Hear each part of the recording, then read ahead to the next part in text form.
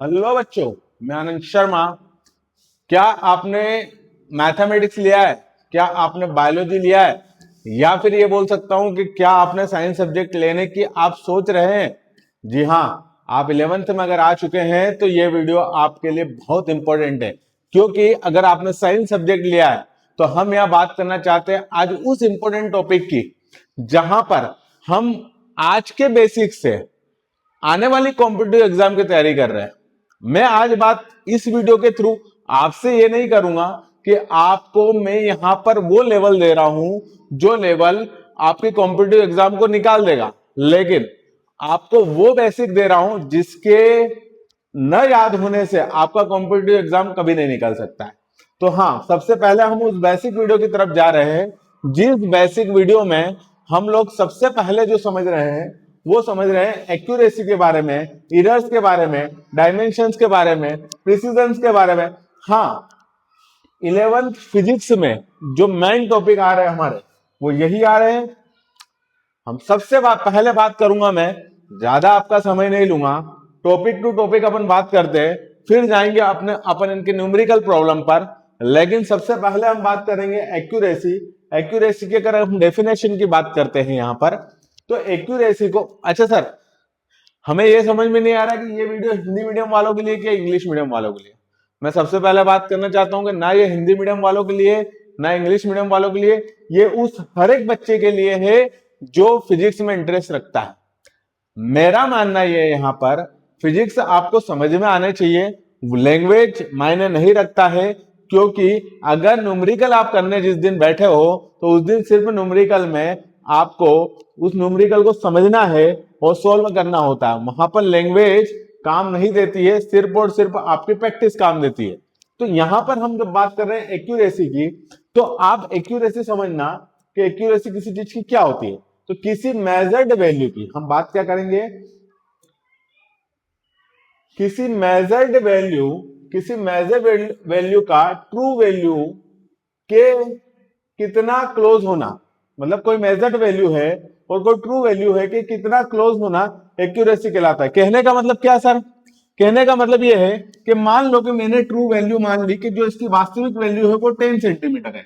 मान लो कि इस पेन की वास्तविक वैल्यू जो है, इतनी तो है नहीं लेकिन फिर भी मान लेता हूं कि इसकी कितनी है, इस पेन की वास्तविक जो वैल्यू है या कितने सेंटीमीटर का है ये, तो ये वास्तविक 10 सेंटीमीटर का है। लेकिन जब मैंने इसको स्केल से मेजर करा ना, तो जब मैंने स्केल से मेजर करा इसको, तो वो यहां पर मेजर्ड वैल्यू जो है वो आई है 9.9 सेंटीमीटर। कहने का मतलब यहां पर यह है कि 10 सेंटीमीटर हमारी जो ट्रू वैल्यू है, लेकिन हुआ यह है कि मेजर्ड वैल्यू जो है हमारी वो कितनी है, ये 9.9, मतलब कुछ न कुछ आप कह सकते हैं कि 0.1 का यहां पर कुछ हेरफेर हुआ है। तो किसी मेजर्ड वैल्यू और ट्रू वैल्यू के कितना क्लोज होती है, मेजर्ड वैल्यू जो होती है वो ट्रू वैल्यू के कितना क्लोज होती है, वो उसकी एक्यूरेसी कहलाती है। और जितना क्लोज होगी उतनी हाई एक्यूरेसी कहलाएगी। अगर 10 आउट ऑफ 10 ही आ गया कि 10 सेंटीमीटर आपने ट्रू वैल्यू है और 10 सेंटीमीटर ही आपकी मेजर्ड वैल्यू आ गई, जो कि पॉसिबल नहीं है क्योंकि कुछ ना कुछ एरर्स आ जाती है। कुछ एरर के बारे में भी हम बात करेंगे यहां पर, लेकिन सबसे पहले हम जो बात कर रहे हैं यहां पर, जितना इस 10 के आसपास से 9.9 या 9.99 होता तो ये और क्लोज होता है इसके एज कंपेयर टू दिस। ठीक है, अगला हम बात कर रहे हैं यहां पर precision repeated value, repeated measurement. एक बार मेजर करा किसी चीज को, फिर करा, फिर करा। एक बच्चे को आपने लिया, मान लो एक बच्चे को लिया, उस बच्चे को बोला आपने एक बार मेजर कर लिया, फिर थोड़ी देर बाद आपको समझ में नहीं आई, आपने बोला कि अरे चलो मैं फिर से मेजर करूंगा। आपने फिर से मेजर कर लिया, फिर से मेजर कर लिया। अब क्या हुआ कि रिपीटेड मेजरमेंट्स का आपस में क्लोज होना प्रिसीजन कहलाता है। उस अब एक होती है, एक वैल्यू होती है लिस्ट काउंट। लिस्ट काउंट क्या होता है? तो लिस्ट काउंट मतलब क्या, जो स्केल आपने देखा होगा ना आपका, तो स्केल में जो 0.1 फिर जो सबसे मिनिमम वैल्यू होती है, जैसे अब स्टार्ट करें 0.1 से करता है कोई ना कोई, जिसमें अपन वर्नियर कैलिपर्स का यूज करते हैं, स्क्रू गेज का यूज करते हैं, वो आपको पूरा का पूरा मेजरमेंट जब मैं उस पर लेके जाऊंगा आपको तो मैं यहाँ पर समझूंगा। लेकिन अगर आप स्टैंडर्ड बात करो तो 0.1 के हिसाब से हम अभी नॉर्मली हम जो लिस्ट काउंट रहता है, तो मैं कहा किस टॉपिक पे आपको लेके जा रहा हूं। अब लिस्ट काउंट किससे अच्छा है कि हम रिपीटेड मेजरमेंट्स का आपस में क्लोज होना। मतलब पहले क्या हुआ कि पहले नंबर पे मेजर करा अपन ने किसी भी वस्तु को, तो उसकी मान लो कि मैंने आपको क्या एग्जांपल दिया था, मैं आपको एग्जांपल दे रहा हूं कि एक बच्चे को लिया, उसकी हाइट नापी अपन ने, उसकी हाइट नापने में हमको ये पता चला कि बच्चा 140 सेंटीमीटर का है। ठीक है भैया। सेकेंड बार उसकी हाइट नापी हमने तो बच्चा 140.1 सेंटीमीटर का है। थर्ड टाइम उसकी हाइट नापी हमने तो बच्चा 139.9 सेंटीमीटर है। फोर्थ बार हाइट नापी हमने तो बच्चा 140.01 सेंटीमीटर है। आप समझना, repeat repeat repeat and repeat. Clear. तो हम बात कर रहे हैं कि रिपीट मेजरमेंट का आपस में क्लोज होना, ये आपस में क्लोज होना, ये आपस में क्लोज है, ये आपस में क्लोज है, ये आपस में क्लोज है। रिपीट मेजरमेंट का आपस में क्लोज होना प्रिसीजन कहलाता है। वो लिस्ट काउंट पर डिपेंड करता है। किस पर डिपेंड करता है? लिस्ट काउंट ऑफ इंस्ट्रूमेंट और ऑब्जर्वर स्किल पर। ऑब्जर्वर स्किल मतलब क्या था? ऑब्जर्वर स्किल का मतलब ये होता है बेटा कि भैया कितना अनुभव है उस सामने वाले व्यक्ति को, है ना। जो मतलब अपन कहते हैं ना कि बहुत सारे लोग, जब हम लोग किसी शॉप पर जाते हैं कपड़े वाले की, तो आप देखना, या किराने की शॉप पर जाते हैं हम, तो कपड़े की शॉप पर जब जाते हैं ना हम लोग, तो वो 1 मीटर 2 मीटर कपड़ा निकाले तो वो हाथ से नाप लेता है। वो हाथ से नाप के बता देता है। अगर आप अपना स्केल वगैरह भी लेंगे ना, उसके बाद यार उसको किसी इंस्ट्रूमेंट से मेजर करेंगे तो भी लगभग उतना ही आता है। या 1 किलो 2 किलो 5 किलो 10 किलो शक्कर लेने जाते हो आप, तो या फिर कोई और सामान लेने जाते हो जो ओपनली वो वहां से देता है, तो वो मुझको मालूम रहता है कि इतना दूंगा तो इतना होता है। तो वो स्किल, ऑब्जर्वर स्किल के ऊपर भी डिपेंड करता है। और कितना पास, आप तो ये ध्यान रखो कि जितनी बार आपने किसी चीज को मेजर करा है, बार बार क्लोज आना चाहिए। मतलब जितना बोला उतना, ऐसा नहीं कि 140 आया था और अगली बार 1750 आ गया, आपका वैल्यू मेजर करना इतना सेंटीमीटर। तो यार भैया यार ये तो कोई बात ही नहीं होती है, इस पर तो अपन मीनिंगलेस बात कर ली अपन। अब accuracy, difference between accuracy and precision में, एक्यूरेसी जो है वो ट्रू वैल्यू के close depend on the correctness. Depend किस पे कर रहा है? करेक्टनेस पे। प्रिसीजन क्या है? Repeated value close depend on the consistency. मतलब बार बार कंसिस्टेंसी, कहते हैं ना कि बार बार कोई काम किया जाना चाहिए, तो कंसिस्टेंसी पे जब डिपेंड करता है, तो कंसिस्टेंसी किस पे डिपेंड करती है? प्रिसीजन पर। और करेक्टनेस किस पे डिपेंड करती है? एक एक्यूरेसी पर। तो आपको इतना याद रखना है कि ट्रू वैल्यू के क्लोज अगर बात की गई है तो वो एक्यूरेसी है। अगर मेजर्ड वैल्यू ट्रू वैल्यू के क्लोज है तो वो एक्यूरेसी है। और प्रिसीजन क्या है? प्रिसीजन में आपको देखना है कि रिपीटेड वैल्यू आपस में क्लोज होना चाहिए, जिसका एग्जांपल मैंने अभी यहां पर आपको दिया था। ठीक है। अब क्या है सर? अब देखो बेटा, अब बात आएगी इरर्स की। किसकी बात आएगी? इरर की। इरर क्या होती है? इरर इन अ मेजरमेंट, मेजरमेंट में इरर शब्द अपने आप में एक बहुत बड़ा साम्राज्य है। क्योंकि अगर इरर नहीं होती तो मेजरमेंट बहुत आसान हो जाता, लेकिन मेजरमेंट जब आया तो उसके साथ साथ इरर भी आ गई। कहने का मतलब यह है कि हमने जब मेजरमेंट स्टार्ट करा ना, तो उसके साथ साथ इरर्स भी आ गए। अब सर इरर का क्या मतलब? इरर का ये मतलब कि यार मुझे जो चाहिए, जितना क्लोज वैल्यू चाहिए उतना नहीं मिल रहा। मतलब मैंने अगर बोल दिया कि ट्रू वैल्यू 10 है और आपने मेजर 9 ही करी है, तो 1 की तो यही इरर आ गई। अरे कहने का मतलब ये है मेरा, समझो बात को, कि आप किसी पर 10 रुपए मांगते हो और वो उसने आपको 9 रुपए ही दिए, तो और वो 1 रुपया का मैटर ही नहीं है, वो आप लेके आए हो तो। या फिर आपने किसी को 10 रुपए दिए थे, एक बच्चे को पकड़ा आपने कि इधर आ रे, वो इधर आया, उसको बोला लड़ा 10 रुपए हैं और तेरे को 10 रुपए की चॉकलेट लेके आनी है। ओके, बच्चा गया दुकान पे गया, दुकान पे जाने के बाद बच्चे ने जैसे 10 रुपए दिए सामने वाले को, उसने 10 चॉकलेट दे दी। यहां तक समझ में आ गया। बच्चे का पेंट का जेब फटा हुआ था। अब जब उसके पेंट का जेब फटा हुआ था तो वहां से 2 चॉकलेट ऐसे निकल गई।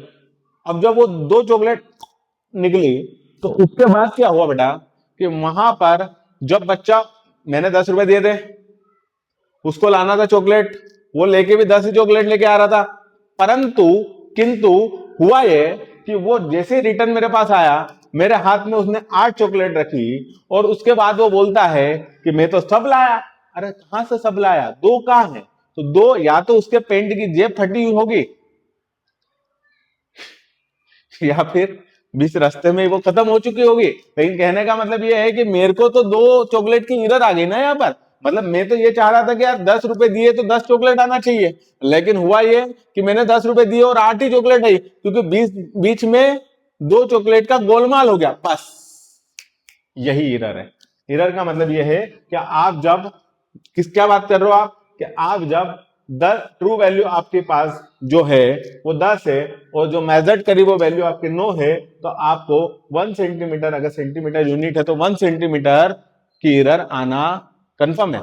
लेकिन इरर समझते हैं अपन पहले, ये क्या बोल रहा है, ट्रू वैल्यू और मेजर्ड वैल्यू के डिफरेंस को, वही तो बोल रहा हूं यार, क्या बोला गया, इरर बोलेंगे। मतलब जो ये ट्रू वैल्यू है, ट्रू वैल्यू 10 और मेजर्ड वैल्यू 9, इनके डिफरेंस को क्या बोलेंगे अपन, इरर बोलेंगे। इरर का फार्मूला भी है ट्रू वैल्यू मान लो 50 है, 50 सेंटीमीटर हमने नापा था, और मेजर्ड वैल्यू, अब ये ऐसे चॉकलेट से कर लेते, 10 चॉकलेट लाने का बोला था उसको, लेकिन वो लेके दिया उसने 8 चॉकलेट, तो मतलब 2 चॉकलेट की क्या आ गई यहाँ पर, इरर आ गई हम लोगों को।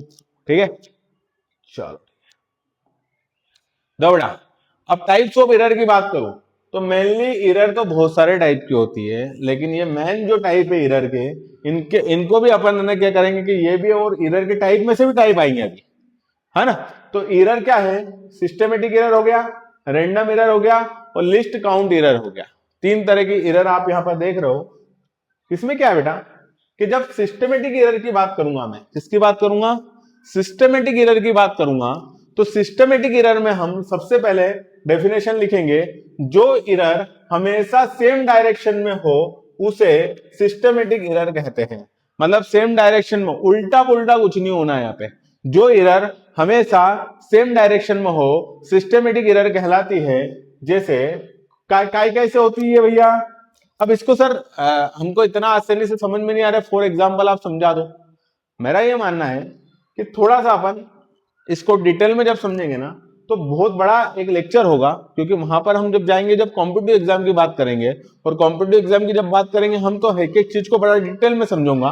सबसे पहले आपको सिर्फ और सिर्फ सिस्टमेटिक एरर जो आप नॉर्मल आपको समझना है वो ये है कि जो एरर हमेशा सेम डायरेक्शन में हो उसे सिस्टमेटिक एरर कहते हैं। जैसे इसका कॉज क्या है कि फॉल्टी इंस्ट्रूमेंट, है ना, रॉन्ग कैलिब्रेशन और पर्सनल एरर, कुछ भी मतलब यार एक बात बताओ मेरे को यार, एक तराजू है, ये तराजू है, पहले के बाढ़ थे ना, वो तराजू वाला आते थे, ऐसे बनते थे यार, वो यहाँ पे वो रहता था ना, यहाँ पे वो बहुत टिपिकल बना दिया मैंने, तो बायो का चित्र बना दिया। नहीं नहीं नहीं, सॉरी शक्तिमान, ये भी बायो का हो जाएगा। अरे हो क्या रे, अरे आज ये दो, ये वो तोल काटा भी है, ठीक है, ये तोल काटा है। अब यहाँ पे पहले से सब्जी वाले का है, यहाँ पे पहले से एक आलू पड़ा हुआ है, और हम यहाँ पर, और यहाँ पर आलू के ऊपर एक कपड़ा लगा हुआ है, एक पहले से ही आलू पड़ा हुआ है यहाँ पर।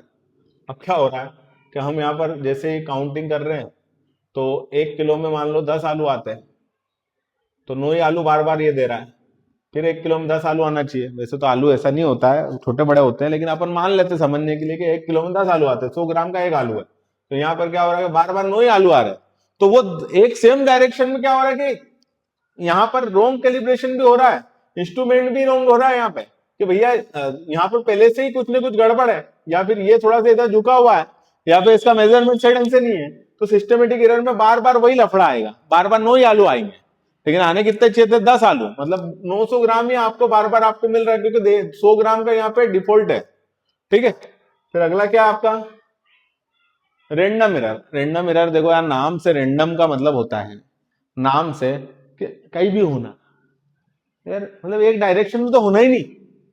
तो सिस्टमेटिक एरर और रेंडम एरर का क्या फंडा है, सिस्टमेटिक एरर एक ही डायरेक्शन में होगा, कह रहा है 100 ग्राम कम आया इस बार तोलने पे, तो हर बार 100 ग्राम कम ही आएगा, खत्म। अब मैं बताता हूं तुमको रेंडम एरर। आपने मौसम विभाग को रेंडम एरर के हिसाब से आप देख सकते हो। सर कैसे, यार बेटा एक बात समझो कि यार ये जो मौसम विभाग का अगर वाला बच्चा जानकारी देता है, मौसम की जानकारी होती है, अरे एक दिन में आप विश्वास नहीं करोगे, मॉर्निंग में जो टेम्परेचर 18 डिग्री सेल्सियस होता है, 10 डिग्री सेल्सियस होता है, वो दोपहर को 2 बजे जाकर 50 डिग्री सेल्सियस के भी बाहर निकल जाता है। 40 डिग्री सेल्सियस के तो बाहर निकलता ही निकलता है गर्मियों में। 50 मैंने ज्यादा इसलिए बोल दिया, लेकिन अभी क्या है कि जो तुम वृक्षों की कटाई करोगे तो वहां तो फिर 50 क्या 60 भी जाना है, और फिर तो छोड़ो, अब इससे इतनी बड़ी बात नहीं करते अपन, टॉपिक से नहीं भटकते। तो रेंडम एरर मतलब क्या है कि जैसे मान लो कि हर एक थोड़ी थोड़ी देर में क्या बदलना, मौसम का चेंज होना है, एनवायरमेंटल चेंज होना, वो भी रेंडम एरर में आता है। तो जो एरर अनप्रिडिक्टेबल है, जिस एरर को आप प्रिडिक्ट नहीं कर पा रहे हो, आपको समझ में नहीं आ रहा कि ये एरर भी हो सकती है, जैसे मैंने मौसम की जानकारी दी आपको, हाँ हर बार अलग अलग आ, हर बार एरर अलग अलग आ रहे, शुरू बार में एरर आई वो एक से मतलब डिफरेंस आया एरर तो, क्योंकि 1 सेंटीमीटर क्या है, अगली बार में 99 सेंटीमीटर की भी आ सकती है, मतलब अनएक्सपेक्टेड, वो एरर जो अनएक्सपेक्टेड हो। अब तुमको मैंने बोल दिया कि अरे यार मतलब कहने का मतलब ये है कि सोने की दुकान पे जाओ आप, तो जोर से कूलर चला दो, तो 1 2 3 ग्राम तो वो हवा का ही हो जाएगा। तो उसके लिए भी अनएक्सपेक्टेड एरर हो जाती है अगर वो मेजरमेंट करने लगा तो, है ना। Environmental change, observer variation. अब मान लो कि मैं व्यक्ति हूं, मैं ऑब्जर्व कर रहा हूं, और मैं आज 12 बजे यहाँ एक जगह बैठा हुआ हूँ एक सिटी में इंडिया में, और कल परसों में मैं ऑस्ट्रेलिया में बैठा हूँ, और मैं दिमाग लगा रहा हूँ कि यार आज 12 बजे मेरे यहाँ तो जो दोपहर को था वो तो 45 डिग्री सेल्सियस था, 45 डिग्री सेल्सियस, में मैं अंटार्कटिका में बैठा हूँ मान लो, यार यहाँ तो ये तो 10 12 डिग्री बहुत हो रहा है 12 बजे दोपहर को। तो कहने का मतलब ये है कि ऑब्जर्वर का वेरिएशन भी दिक्कत दे सकता है एरर्स में। एक होता है एब्सोल्यूट एरर बेटा, मेजर्ड वैल्यू और ट्रू वैल्यू के डिफरेंस का मैग्नीट्यूड। मैग्नीट्यूड शब्द जब आता है ना बेटा, तो आप समझ जाया करो कि यहां पर पॉजिटिविटी की बात की जाती है।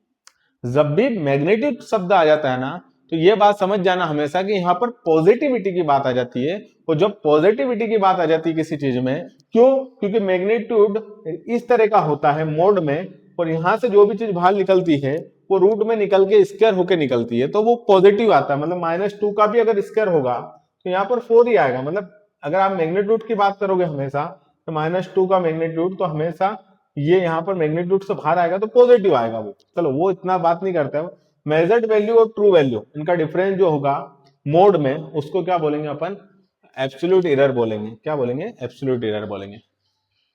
थोड़ा सा फार्मूला हमको याद रखना है। रिलेटिव एरर एक चीज होती है √a/a, ठीक है, इसको अब मैं बहुत डिटेल में आपको समझूंगा, है ना, सॉरी डेल्टा ए, है ना, तो डेल्टा ए से निकलेगा अपॉन ए, और परसेंटेज एरर में इंटू 100 कर देना, ठीक है। फिर आएगा कॉम्बिनेशन ऑफ एरर्स, एडिशन और सब्ट्रैक्शन में होगा, है ना, z इज ये सारी चीजें आपको सिर्फ और सिर्फ स्क्रीनशॉट लेना है, क्योंकि इन सभी पे मैं डिटेल में आपको न्यूमेरिकल करवाने वाला हूं। डिटेल में न्यूमेरिकल करवाऊंगा, और न्यूमेरिकल जब होंगे इसके, तो आपको किसी भी तरह से किसी भी फॉर्मूले को आपको ऐसा बर्डन से याद नहीं करना है। मैं हाथों हाथ आपको फॉर्मूले लिखूंगा यहाँ पर, और वो याद हो जाएंगे। अगर a इंटू बी है तो, या डिवाइड में है, या जो भी होगा उसको अपन व्यवस्थित ढंग से समझेंगे। फिर आता है मोस्ट इंपोर्टेंट टॉपिक, जिसको बोलते हैं सिग्निफिकेंट नंबर, ठीक है। सिग्निफिकेंट नंबर को अपन बहुत अच्छे से समझेंगे, लेकिन अभी भी बहुत अच्छे से मैं आपको समझाना चाहूंगा कि सिग्निफिकेंट नंबर क्या होंगे। देखो मेजरमेंट में जो काम के नंबर होते हैं, मतलब जो काम के नंबर होते हैं वो सिग्निफिकेंट नंबर होते हैं।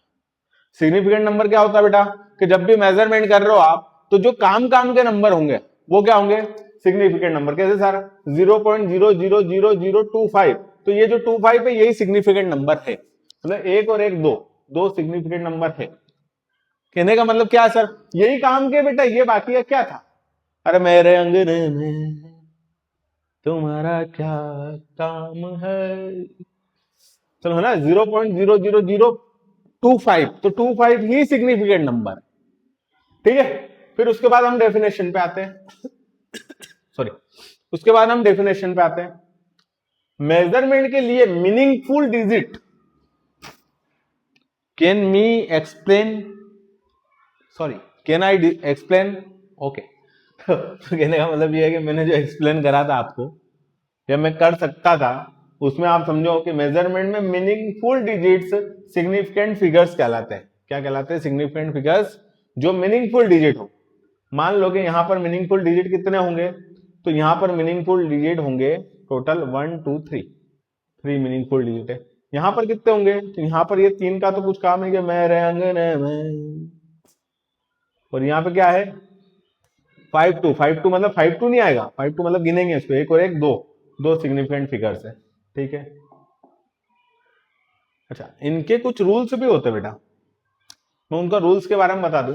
नॉन जीरो है ना, सिग्निफिकेंट फिगर्स के कुछ रूल्स होते हैं, इसको भी डिटेल में अपन करेंगे, लेकिन आपको ये जो जो चीजें मैं बता रहा हूं ना, आपकी ये छोटी मोटी एग्जाम टेस्ट वगैरह तो आप इस वीडियो से आप ऐसे ही निकाल लोगे, है ना।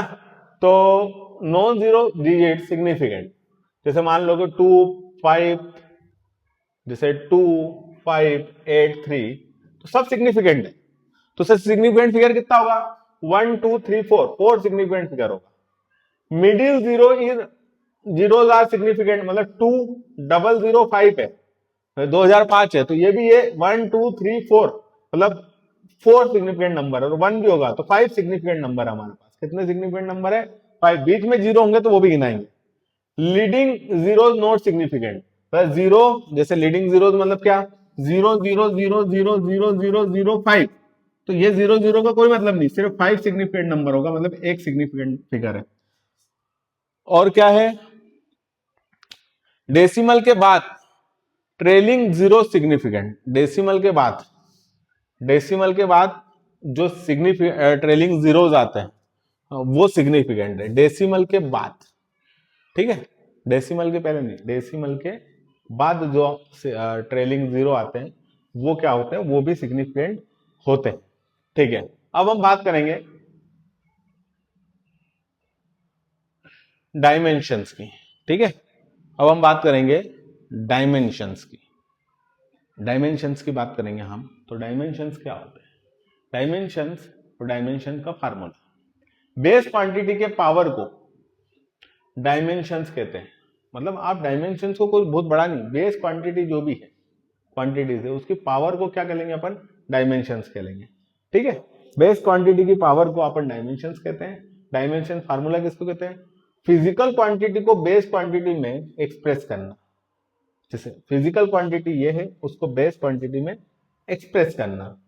फिजिकल क्वांटिटी को, ये फिजिकल क्वांटिटी इसको बेस क्वांटिटी में एक्सप्रेस करना, है ना। और ये पावर वगैरह जो रहती है डायमेंशंस कहलाती है। तो फिजिकल क्वांटिटी को बेस क्वांटिटी में एक्सप्रेस करना डायमेंशनल फार्मूला कहलाता है। फिजिकल क्वांटिटी को बेस क्वांटिटी में एक्सप्रेस करना डायमेंशनल फार्मूला कहलाता है। जैसे फोर्स का ये होता है, वेलोसिटी का ये होता है, एमएलटी का मतलब वहां से समझ में आता है। कहां से समझ में आता है, पिछले लेक्चर में आपने देखा था मेरे, तो उसमें आपको मैंने बताया था कि बहुत सारी चीजें आपको वहां पर भी मैंने क्लियर कर दी, जो डिस्क्रिप्शन बॉक्स में आपको मिल जाएगा चैप्टर कि एमएलटी वगैरह किस वो फंडामेंटल क्वांटिटी से आता है, मीटर, लेंथ और टाइम वगैरह, ठीक है। तो यहां पर हमारा बेसिक खत्म होता है, और बेसिक के बाद में हमको जब डायमेंशनल फार्मूला पढ़ रहे हैं तो यहाँ आके मैं अटक गया बेटा, यहाँ अटक गया मतलब क्या, यहाँ आके मेरे को अब समझ में नहीं पड़ रहा है। यहाँ आके मुझे ऐसा लग रहा है कि पहले मेरे को काइनेमेटिक्स चालू करना पड़ेगा, पहले मेरे को वन डायमेंशनल मोशन चालू करना पड़ेगा, मोशन इन वन डायमेंशन चालू करना पड़ेगा। मेरे को पहले आपको ये बताना पड़ेगा कि वेलोसिटी क्या होता है, मेरे को आपको ये बताना पड़ेगा कि एक्सेलरेशन क्या होता है, मेरे को आपको ये बताना पड़ेगा कि एक्सेलरेशन के साथ साथ और कौन कौन सी ऐसी चीजें होती है जो यहाँ पर डिस्टेंस होती है, डिस्प्लेसमेंट होता है, वो सारी चीजें अगर मैं आपको बताऊंगा उसके बाद ही कहीं ना कहीं मैं आपको ये बता पाऊंगा कि हाँ बेटा अब हम मेजरमेंट पढ़ते हैं। तो मेजरमेंट पढ़ने के पहले हम वन डायमेंशनल पढ़ने जा रहे हैं। अगले लेक्चर में हम वन डायमेंशनल पढ़ने जा रहे हैं। अगले लेक्चर में हम अब बेसिक से नहीं, अब पूरा का पूरा हम एक कॉम्पिटिटिव एग्जाम के नजरिए से हम पढ़ने जा रहे हैं। तो आपको सिर्फ इतना ध्यान रखना है कि जब हम कॉम्पिटिटिव एग्जाम के नजरिए से पढ़ने जा रहे हैं तो आपको कॉपी पेन लेकर बैठना है, सारे चीजें आपको व्यवस्थित मिलेंगे और इन सारी चीजों के नोट्स भी आपको मिल जाएंगे। वो नोट्स आपको हमारे टेलीग्राम चैनल पर मिल रहे हैं, जो आप जिसकी लिंक आपको डिस्क्रिप्शन में दे रखी है। Thank you very much.